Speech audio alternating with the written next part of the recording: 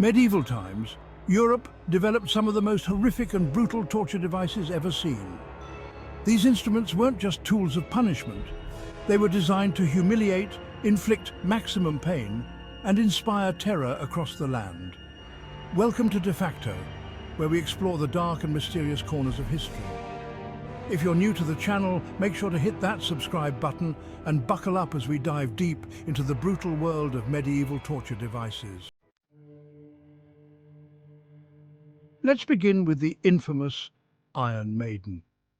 Picture this: a human-sized iron coffin, its interior lined with sharp spikes.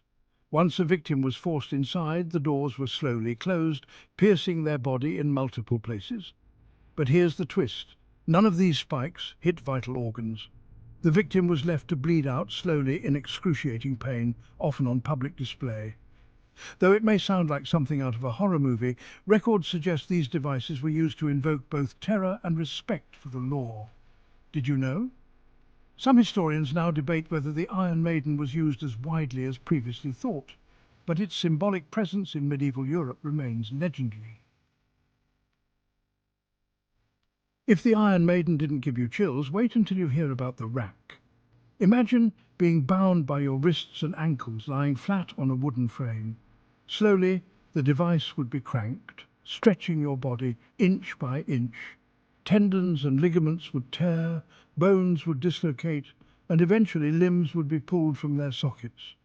It wasn't uncommon for victims to confess to crimes they didn't commit just to end the unbearable agony. The rack was the ultimate tool for extracting confessions, making it a favorite of the Inquisition. The method was simple but terrifyingly effective. And now let's talk about the breaking wheel, also known as the Catherine wheel. This device was as dramatic as it was painful. Victims would be tied to a large wooden wheel, their limbs spread out.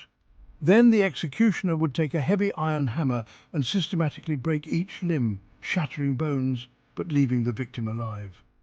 They would then be left on display, sometimes for days, as a grim reminder of the consequences of crossing the wrong people. This form of execution wasn't just about pain, it was about public spectacle.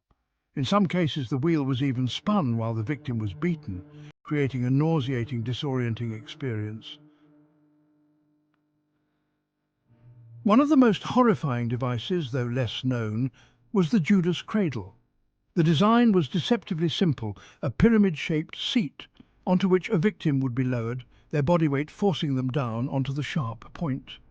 Over time, the pressure would cause extreme pain and internal injuries. The slow descent ensured prolonged suffering, and the victims often died from infection or severe trauma.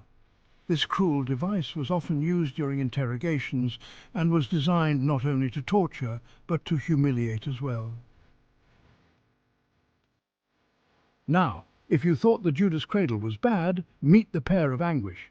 Shaped like a metal pear, this device would be inserted into the victim's mouth or other orifices depending on the crime, and then slowly expanded.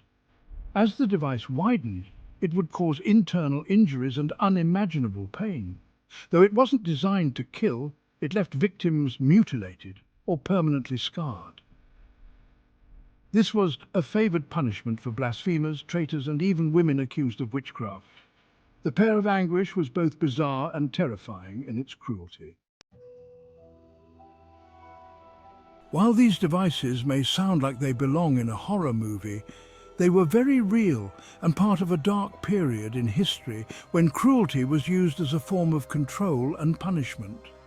Medieval torture wasn't just about inflicting pain, it was about sending a message. Whether it was the Iron Maiden or the breaking wheel, these devices were tools of terror, designed to break not just bodies but spirits. But what does this say about the societies that created and used them?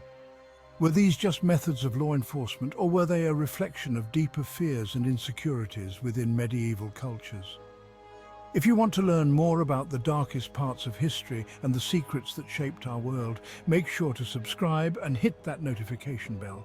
And let me know in the comments which torture device shocked you the most. Thanks for watching, and I'll see you in the next deep dive into history.